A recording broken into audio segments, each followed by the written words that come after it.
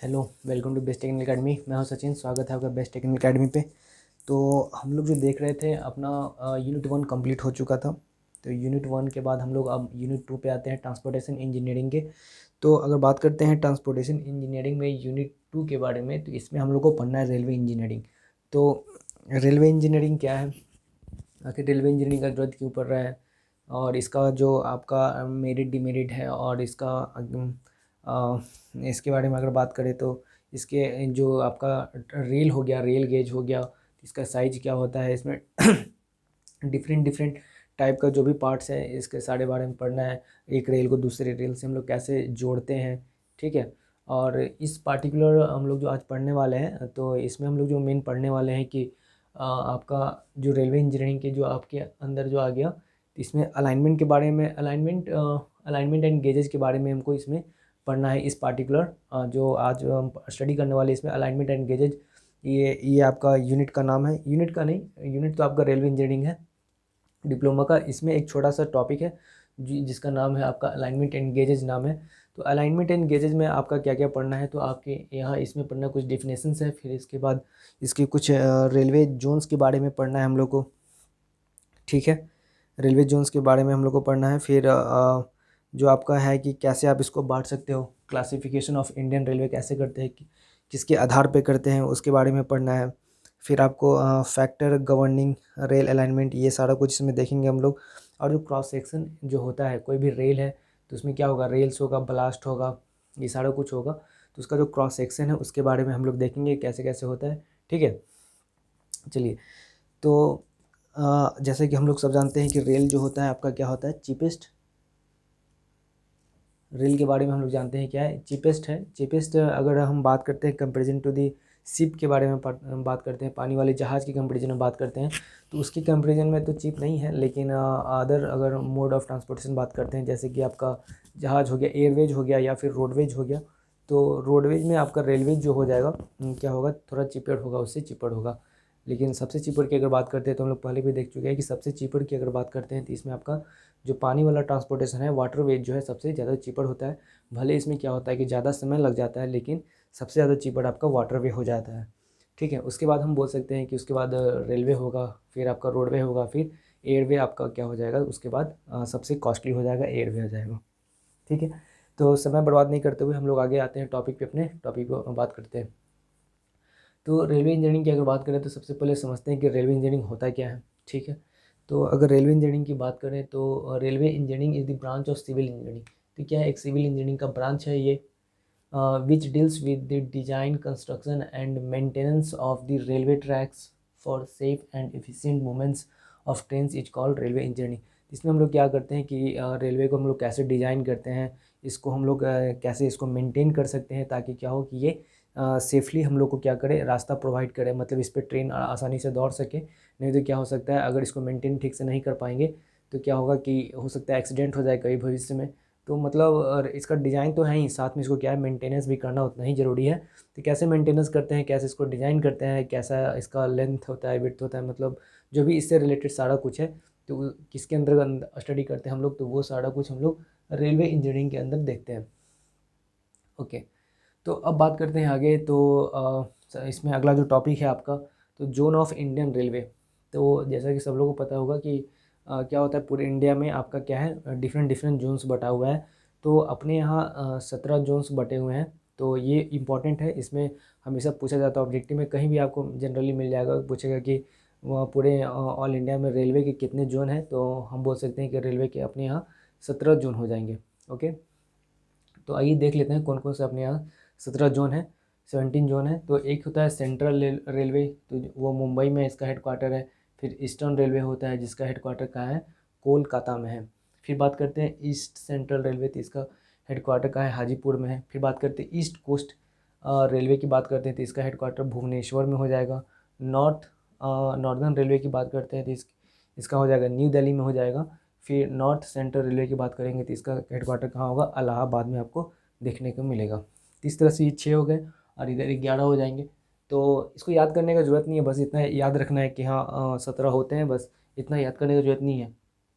अभी इस स्लाइड में तो कुछ याद करने की ज़रूरत नहीं है, बस इंट्रोडक्शन चल रहा है अभी। North east north east railway की अगर बात करते हैं तो इसका हेडक्वार्टर कहाँ हो जाएगा, गोरखपुर हो जाएगा। नॉर्थ फ्रंटियर रेलवे की बात करते हैं तो गुवाहाटी हो जाएगा। नॉर्थ वेस्टर्न रेलवे जयपुर हो जाएगा। और साउदर्न रेलवे की बात करते हैं तो इसका कहाँ हो जाएगा, चेन्नई हो जाएगा। Southern eastern railway, southern central railway की बात करते हैं तो इसका सिकंदराबाद हो जाएगा। फिर southern central south eastern railway की बात करते हैं तो कोलकाता हो जाएगा इसका भी, और यहाँ भी कोलकाता था, ठीक है। फिर साउथ ईस्ट सेंट्रल का हो जाएगा बिलासपुर। साउथ वेस्टर्न का हो जाएगा हुबली। और वेस्टर्न का हो जाएगा मुंबई। और उसी तरह से फिर से वेस्टर्न का हो जाएगा जबलपुर। और कोंकण का हो जाएगा मुंबई। तो इस तरह से क्या है, आपका 17 जोन बटा हुआ है। अब ये क्या है, 17 जोन है और इसके क्या है, हेडक्वार्टर है। अब हम बात करते हैं कि क्लासिफिकेशन ऑफ इंडियन रेलवेज। तो क्लासिफिकेशन ऑफ इंडियन रेलवेज को कैसे बांटा गया है, तो आपको दो भाग में, दो टाइप से, मतलब कहने का मतलब कि दो चीज़ों पे बेस करके इसको बांटा गया है। पहला तो है आपका रूट के आधार पे बांटा गया है कि कहाँ से कौन रेल किधर से किधर जा रहा है, तो उसके आधार पे बांटा गया। और दूसरा जो बांटा गया है स्पीड क्राइटेरिया के आधार पे बांटा गया है। कौन कौन सा याद रहेगा, तो किस आधार पे आपको इंडियन रेलवे को बांटा गया है, तो एक तो हो गया रूट के आधार पे बांटा गया है, और दूसरा जो बांटा गया है आपका स्पीड के आधार पे बांटा गया है, ठीक है। तो इसको हम लोग देखते हैं कि कैसे कैसे आगे बांटा गया है, उसको हम लोग समझेंगे, ज़्यादा डीप में जाने की जरूरत नहीं है। ये इसके बाद ये इसका जो क्लासिफिकेशन है उसमें भी कुछ ज़्यादा डीप जाने की जरूरत नहीं है। आगे जो हम लोग इसके बाद पढ़ेंगे वो सारा कुछ इंपॉर्टेंट होगा, उसको अच्छे से याद करना है, ठीक है। तो बेस्ड ऑन रूट और स्पीड क्राइटेरिया में कैसे इसको हम लोग क्लासीफाई करते हैं उसको हम लोग आगे देखते हैं। चलिए आते हैं नेक्स्ट स्लाइड पे।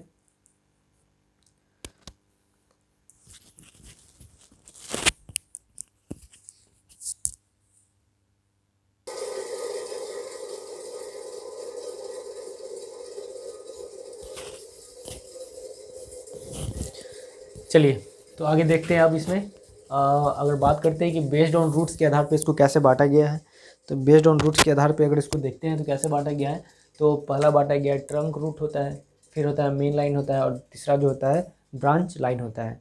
तो बात करते हैं कि किस पे, बेस्ड ऑन रूट के आधार पे, तो ट्रंक रूट हो जाएगा, मेन लाइन हो जाएगा, और ब्रांच लाइन होता है, इसके आधार पे बांटा गया। बेस्ड ऑन स्पीड क्राइटेरिया की बात करते हैं तो ABCDE के आधार पे बांटा गया है। तो इसमें ज़्यादा क्वेश्चन इससे पूछेगा नहीं, तो इस पर ये सब पे ज़्यादा दिमाग लगाना नहीं है। जो अपना मेन टॉपिक आ रहा है अब वो है, यहाँ से स्टार्ट होगा क्या क्या होगा, ठीक है। अब यहाँ से आपका सारा कुछ इंपॉर्टेंट होगा, तो इसको आप लोगों को ध्यान से पढ़ना है। तो अलाइनमेंट सबसे पहले पॉइंट आता है, अलाइनमेंट क्या है। तो अलाइनमेंट की अगर बात करते हैं तो अलाइनमेंट मान के चलते हैं, कहीं रोड बनाना है, कहीं रेलवे बनाना है, तो सबसे पहले क्या करना पड़ता है, वहाँ अलाइनमेंट करना पड़ता है कि यहाँ से एक पॉइंट A दिया हुआ है, यहाँ पे कोई एक पॉइंट B दिया हुआ है, तो यहाँ से यहाँ तक जो लाइन बिछाना है, कैसे बिछाना है, या स्ट्रेट बिछाना है, या फिर इस तरह से जिगजैग बिछाना है, चाहे किस तरह से बिछाना है, तो उसके लिए क्या करना पड़ता है, एक अलाइनमेंट हम लोग को डिसाइड करना पड़ता है, ठीक है। अलाइनमेंट कुछ भी हो सकता है, जो भी इसका रास्ता, एक सेंटर करने का मतलब कि एक सेंटर लाइन हम लोग डिसाइड कर लेते हैं। मान के चलते हैं कि हमको यहाँ पे क्या करना है, रेलवे लाइन बिछाना था, तो इसका कुछ पटरी कैसा होगा, इस तरह से पटरी होगा इसका, ठीक है। तो क्या करना पड़ता है, इसके लिए पहले हमको एक सेंटर लाइन हमको ड्रा कर लेना पड़ता है, और इसके अनुसार ही हम लोग क्या करते हैं, सारा कुछ करते हैं।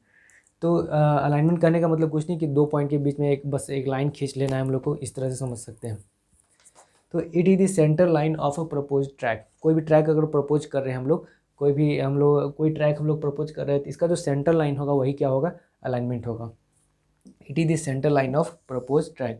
It should be properly selected by taking into consideration of the cost of construction, maintenance, safety and comfort.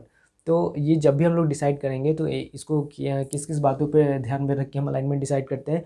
एक तो कि कॉस्ट ज़्यादा नहीं बढ़ना चाहिए, सबसे मेन इंपॉर्टेंट है कॉस्ट। उसके बाद है आपका कंफर्ट लेवल, कंफर्ट भी अच्छा खासा होना चाहिए। ऐसा नहीं कि फिर वहाँ कंफर्ट से समझौता करना पड़ रहा है, तो उस पर फिर कोई भी पैसेंजर उस पर चढ़ेगा ही नहीं अगर कंफर्ट ही नहीं है। तो कॉस्ट ऑफ कंस्ट्रक्शन तो होना ही चाहिए, साथ में मेंटेनेंस, सेफ्टी एंड कंफर्ट भी होना चाहिए वहाँ पे, ठीक है। तो इन बेसिस पे हम क्या कर सकते हैं, अलाइनमेंट को हम लोग क्या कर सकते हैं, डिसाइड कर सकते हैं। अब आगे बात करते हैं कि फैक्टर्स अफेक्टिंग रेल अलाइनमेंट। अब कौन कौन सा फैक्टर है जो आपको रेल अलाइनमेंट को क्या करता है, अफेक्ट करता है, तो वो सारे फैक्टर्स को हम लोग देखते हैं। तो सबसे पहले बात करते हैं the alignment should be economical. तो अगर सबसे पहले बात करें तो अलाइनमेंट कैसा होना चाहिए, तो इकोनॉमिकल होना चाहिए। सही बात है, कोई भी काम कर रहे हैं तो हम क्या किस लिए करते हैं, ताकि पैसा कुछ बचे, ठीक है, कम पैसा में लगे। तो अगर पैसा ही ज़्यादा इन्वेस्ट हो जाएगा तो इतना इंजीनियरिंग करने की जरूरत क्या है, जैसे मन करे उस तरह से बना दो, है कि नहीं। तो कोई भी काम करते हैं हम लोग तो ये डिसाइड देते हैं कि वहाँ पे कैसा हो, पैसा जो हो कम से कम खर्च में हमको ज़्यादा एफिशिएंट बन जाए, ज़्यादा हमको कम से कम खर्च में ज़्यादा लाभदायक कोई भी चीज़ बन जाए, ठीक है। तो अगर बात करते हैं कि फैक्टर्स गवर्निंग रेल अलाइनमेंट की, तो इसमें सबसे पहला इंपॉर्टेंट क्या होगा, ये शुड भी इकोनॉमिकल होना चाहिए। अगर कोई भी अलाइनमेंट हम लोग खींच रहे हैं तो क्या होना चाहिए, वो इकोनॉमिकल होना चाहिए, ठीक है। अवेलेबिलिटी ऑफ सफिशिएंट फंड, वहाँ पे पैसा अच्छा खासा होना चाहिए। ऐसा नहीं कि अभी कुछ काम किए अब बाकी के लिए पैसा ही ख़त्म हो गया, तो अभी क्या हो गया, आधा अधूरा काम भी सही नहीं है। तो वहाँ पर फंड सही होना चाहिए। The alignment should be short and straight, तो अलाइनमेंट कैसा होना चाहिए, शॉर्ट एंड स्ट्रेट। जितना शॉर्ट होगा जितना अच्छा ही होगा। शॉर्ट कम है, शॉर्ट अगर ज़्यादा होगा तो क्या होगा, टाइम कम लगेगा, ठीक है। स्ट्रेट होगा तो क्या होगा, वहाँ पे एलिवेशन देने का जरूरत नहीं पड़ेगा, वहाँ पे कर्व्स नहीं होगा तो अनकम्फर्ट नहीं होगा। स्ट्रेट होगा तो क्या होगा, आसानी से बस गाड़ी स्टार्ट हो सामने सामने पहुँच जाएगा। कर्व होगा तो क्या होता है, प्रॉब्लम, कर्व्स देना पड़ता है, एलिवेशन देना पड़ता है, सारा कुछ वहाँ पे करना पड़ता है। तो वो काम से हम लोग बच जाएंगे। The alignment should be safe for traffic operation, तो अलाइनमेंट क्या होना चाहिए, सेफ होना चाहिए, सही बात है। अलाइनमेंट जो होना चाहिए सेफ होना चाहिए, ये सब बातों को क्या करना चाहिए, ध्यान में रखना चाहिए। Length of detail railway track, तो क्या हो रहा है, लेंथ ऑफ जो आपका रेलवे ट्रैक है वो भी क्या करेगा, इसको अफेक्ट करता है आपको रेलवे अलाइनमेंट को। अब गेज ऑफ ट्रैक भी क्या करेगा, इसको अफेक्ट करता है। तो समझते हैं कि गेज ऑफ ट्रैक क्या होता है। तो कोई भी ट्रैक है, कोई भी रेलवे लाइन है कोई, तो उसमें क्या आपको रेल देखने को मिलता है इस तरह से, ठीक है। और इस पर क्या होगा, इस तरह से आपको ये जो ठीक है, तो इस तरह से क्या होगा, आपका एक ट्रैक बना होगा, रेल्स बना होगा, इस पे क्या होगा, रेल्स बना होता है। तो रेल्स के जो इनर साइड से, जो पहिया, कहने का मतलब जिस पे पहिया दौड़ता है वो क्या है, रेल्स है, ठीक है। तो रेल्स की इनर जो एजेज हम लोग लेते हैं उसके बीच का जो डिस्टेंस होगा वही क्या होगा, वही आपका होता है गेज होता है, समझिए। जिस पे पहिया दौड़ता है, जो पटरी पटरी बोल सकते हैं उसको, पटरी का जो इनर एजेज का जो डिस्टेंस होता है उसी को क्या बोलते हैं हम लोग, गेज डिस्टेंस बोलते हैं। तो गेज ऑफ रेलवे ट्रैक क्या होता है उसको समझते हैं। The gauge of railway track is clear distance between the running और gauges faces of the two rails, यानी कि जो पटरी है उसका इनर साइड का जो, जैसे दो पटरी है तो इसके इनर से इनर का जो डिस्टेंस होगा वही क्या होगा, इसका ये इसका क्या होगा, गेज डिस्टेंस हो जाएगा, ठीक है। क्या होगा, इसका गेज डिस्टेंस हो जाएगा। अब आगे बात करते हैं, इसमें एक नोट देखते हैं क्या होता है, नोट को समझते हैं हम लोग। तो अगर बात करते हैं, these running faces are the inner faces, these running faces are the inner faces of rails in India, we have 3 types of gauges. तो ये जो इनर फेसेस है, यानी कि जो गेजेज है, तो गेजेज के आधार पर इंडिया को कैसे इंडिया का जो रेलवे ट्रैक उसको गेज के आधार पर कैसे बांटा गया है। तो इसको लगभग ऐसे तो और भी गेज पे बांटा गया है, जैसे ब्रॉड, बीटर, narrow, feeder gauge, standard gauge, इस सब के आधार पर भी बांटा गया है। लेकिन मेनली अगर कहें तो 3 भाग में ही बांटा गया है, एक है ब्रॉड गेज, एक है मीटर गेज और एक है नैरो गेज। तो मेनली हमको क्या करते हैं, 3 भाग में इसको बांटा गया है,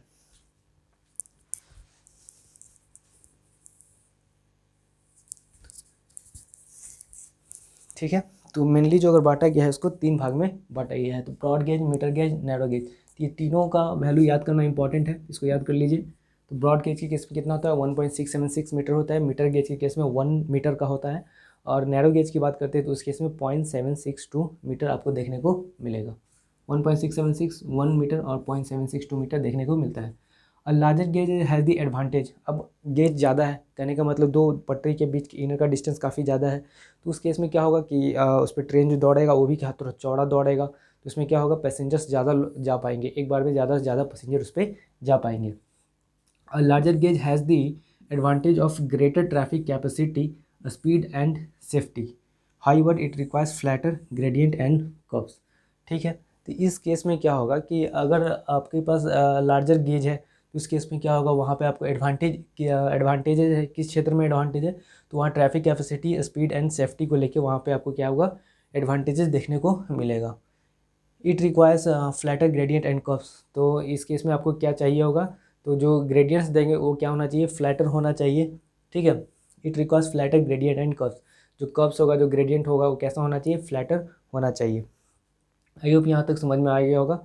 अब आगे जो नेक्स्ट स्लाइड हम लोग देखते हैं कि कौन कौन सा फैक्टर है जो इसको भी अफेक्ट करता है, ठीक है। ये तो हो गया गेजेस ऑफ रेलवे ट्रैक, ठीक है। चलिए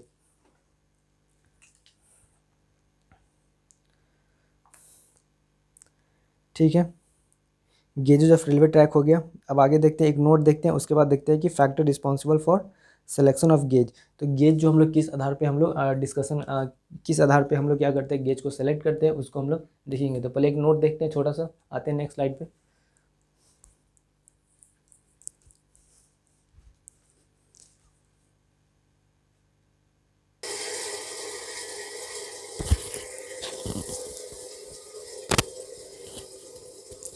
चलिए, तो आगे देखते हैं फीडर गेट, स्टैंडर्ड गेट का भी हम लोग देख लेते हैं कैसा दिखता है। मतलब कहने का मतलब गेज उसका क्या होता है, गेज का लेंथ क्या होता है, उसको समझ लेते हैं। तो जैसे कि हम लोग जानते थे कि क्या था आपका, सबसे पहले क्या था आपका 1.676 मीटर किसका था, ब्रॉड गेज का 1.676 मीटर था, फिर मीटर गेज का था 1 मीटर, और नैरो गेज का 0.762 मीटर देखने को मिलता था।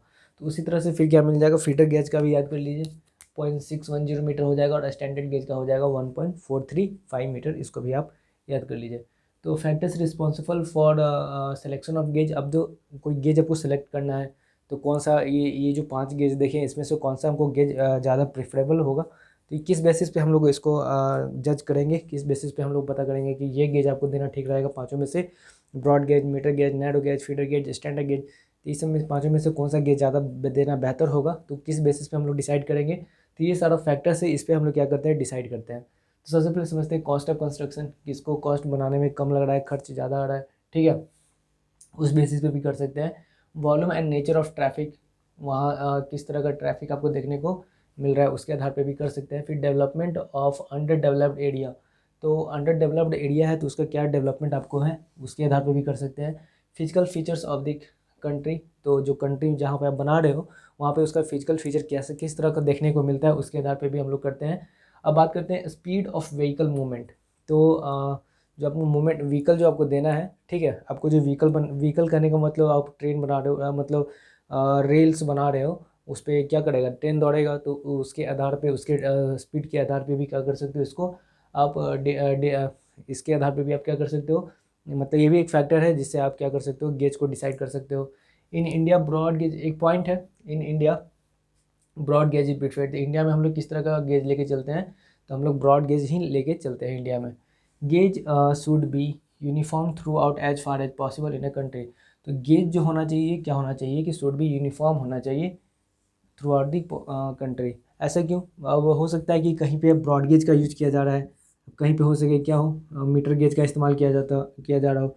तब अब किसी को क्या करना है, इस पर कोई रेलगाड़ी था जिसमें समझ लेते हैं कि मालगाड़ी था, ठीक है, समझ लेते हैं कि मालगाड़ी था, इस पर कुछ गुड्स जा रहा था, आपका सामान जा रहा था इस पर, ठीक है। अब इसको क्या करना है कि ए से बी तक गया, अब बी से, मतलब कहने का मतलब ए से सी तक हमको ले जाना था, ठीक है, लेकिन ए से बी का आपको ब्रॉड गेज है, अब बी से सी आपको क्या है, बी से सी आपको क्या दिया हुआ है, मान के चलते हैं कि ये फीडर गेज दिया हुआ है, इसको मानते हैं ब्रॉड गेज, ब्रॉड गेज इसको मान के चलते हैं फीडर गेज, फीडर गेज। तब क्या होगा, इसका इंजन जो होगा, इसका पहिया जो होगा, ये तो ब्रॉड गेज के लिए डिज़ाइन किया गया है, इस पे जो मालगाड़ी दौड़ रहा है, इसका मालगाड़ी का साइजेज सब अलग होगा, ठीक है। तो इसको क्या कर सकते हैं, डायरेक्ट इस पे हम ले जा नहीं सकते, तो क्या करना पड़ेगा, अब इस पे जो अलग से गाड़ी दौड़ रहा है उस पर क्या करना पड़ेगा, सारा जो गुड्स है, सारा जो माल है उसको क्या करना पड़ेगा, इस पर ट्रांसफ़र करना पड़ेगा।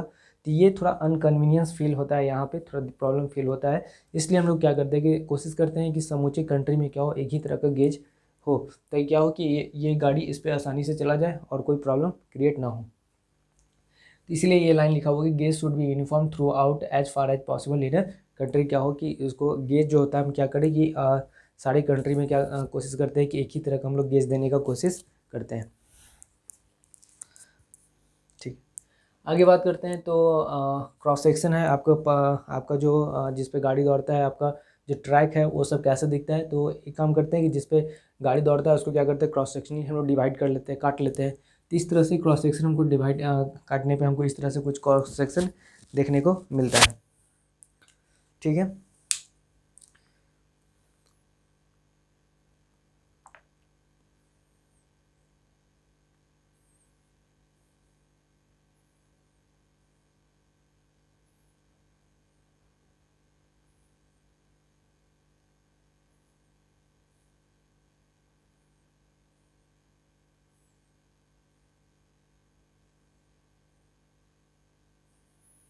तो इस तरह से आपको क्या होता है, क्रॉस सेक्शन देखने को मिलता है।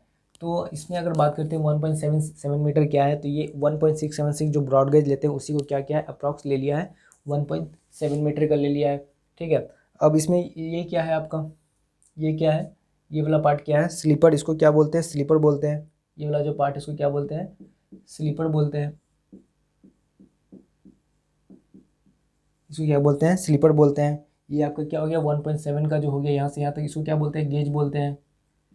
ये तो सबको पता होगा कि इसको क्या बोलते हैं, गेज बोलते हैं। ये जो टॉप का होता है इसको क्या बोलते हैं, यहाँ पे फ्लेंज बोलते हैं, फ्लेंज, इसको क्या बोलते हैं, फ्लेंज बोलते हैं। फिर आपका ये जो बीच का जो पार्ट होता है इसको क्या बोलते हैं, जो बीच का जो पार्ट होता है यहाँ पे इसको बोलते हैं वेब। ठीक है, कहने का मतलब पटरी जो इस तरह से देखने को मिलता है तो ऊपर वाले को फ्लेंज बोलते हैं, जो बीच का पार्ट होता है इसको वेब बोलते हैं। ठीक है, और ये क्या हो गया, ब्लास्ट शोल्डर हो गया यहाँ से यहाँ तक, यानी कि ये क्या हो गया, यहाँ से यहाँ तक की अगर बात करते हैं तो ये क्या हो गया, blast shoulder, blast shoulder, blast shoulder हो गया, यानी कि सब क्या है, ब्लास्ट है।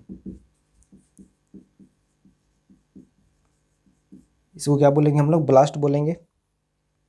ठीक है, चलिए और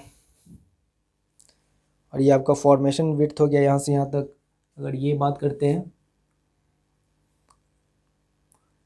यहाँ से लेके यहाँ तक, इसको क्या बोलेंगे, फॉर्मेशन विड्थ बोलते हैं। ठीक है, और कुछ तो बचा नहीं, ये सब डेटा, ये डेटा याद रखना है, इसको याद रखना है कि इसका कितना होता है, 2:1 आपको देखने को मिलेगा। ठीक है, इसको बोलते क्या है, सब ब्लास्ट बोलते हैं, इसका नाम क्या है, सब ब्लास्ट। इसका जो स्लोप होगा 2:1 याद रखना है। ठीक है, और कुछ तो है नहीं इसमें।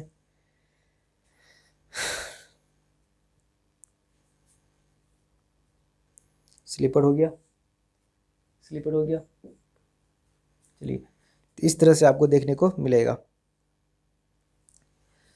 क्या क्या हो गया, ये गेज हो गया, ये गेज डिस्टेंस हो गया, और ये ऊपर का फ्लैंज हो गया, बीच का वेब बोलते हैं। ये क्या है, स्लीपर है। स्लीपर क्या होता है, जो कंक्रीट का जो बनाया हुआ होता है, रेल्स के क्रॉस सेक्शन में बनाया हुआ होता है, या 90 डिग्री पर जो बनाया हुआ होता है, कभी कोई लकड़ी का भी देखने को मिलता है तो उसको बोलते हैं हम लोग स्लीपर बोलते हैं। फिर ये क्या हो गया, इसको ब्लास्ट बोलते हैं। तो इसका जो सब ब्लास्ट जो होता है इसका क्या होता है, स्लोप 2:1, इसको याद रखना है। ये क्या है, फॉर्मेशन विड्थ है। ठीक है, तो ये सब डेटा याद करने की जरूरत नहीं है, ये सब डेटा याद करने की जरूरत नहीं है। ये 1.7 सिर्फ इंपॉर्टेंट है, उसको याद रखना है। ठीक है, चलिए आगे बात करते हैं, द क्रॉस सेक्शन ऑफ ये ब्रॉड गेज ट्रैक का बनाया हुआ है क्रॉस सेक्शन। किसका है, तो broad gauge track in embankment on straight track. तो यहाँ पे क्या है, बस सिंगल लाइन के लिए ये बनाया गया है, बस सिंगल लाइन के लिए बनाया गया है। तो आपके टॉपिक में, आपके सिलेबस में दिया हुआ है, सिंगल लाइन और डबल लाइन दोनों के लिए दिया हुआ है।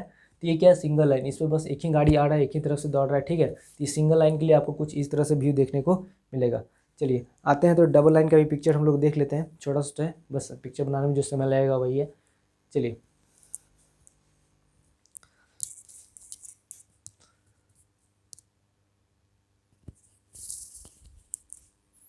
ओके, तो बात करते हैं डबल लाइन कैसा दिखेगा। तो उसको हम इस तरह से दिखा सकते हैं। पहले वाले में क्या था, बस सिंगल ट्रैक था, सिंगल लाइन था, लेकिन इस केस में क्या होगा कि ये डबल लाइन डबल ट्रैक देखने को आपको मिलता है। तो ये क्या है, the cross section of a broad gauge track है। ठीक है, in cutting for double line on straight track. तो पहले वाले केस में बिल्कुल वही है, उसमें बस सिंगल लाइन दिखा हुआ था, इसमें क्या है, डबल लाइन दिखाया हुआ है। तो ये सब आपका पानी वानी निकलने के लिए, ड्रेनेज निकालने के लिए इस तरह से कंस्ट्रक्शन आप दोनों तरफ बना सकते हो, ताकि क्या हो, इससे क्या हो, ड्रेनेज जो होता है आसानी से निकल जाए। ओके, तो आज के लिए इतना ही होगा, मिलते हैं अगले क्लास में। तो कैसा लगा आपको क्लास, ज़रूर बताएं। अपनी तरफ से मैंने पूरा एफर्ट दिया है, अगर कोई पॉइंट छूट जाता है, छूटेगा तो नहीं, लेकिन कोई आपको लगता है, आपको अगर लगता है कि कोई चीज़ छूट गया है तो आप हमको ज़रूर बताइए, उसको सॉर्ट आउट किया जाएगा। लेकिन कोई टॉपिक छूटा नहीं है, ना कभी छूटेगा, इसका भरोसा रखिए। अभी तक जितना भी मैंने पढ़ाया है, जो भी टॉपिक पढ़ाया है, उसमें कुछ भी छूटा नहीं है, तो बस भरोसा रखिए। हो सकता है 1-2 पॉइंट इधर उधर हो गया होगा, वो तो सबसे हो सकता है। ठीक है, चलिए तो मिलते हैं अगली क्लास में। आज के लिए इतना ही, थैंक यू, जय हिंद, जय भारत, बेस्ट ऑफ लक।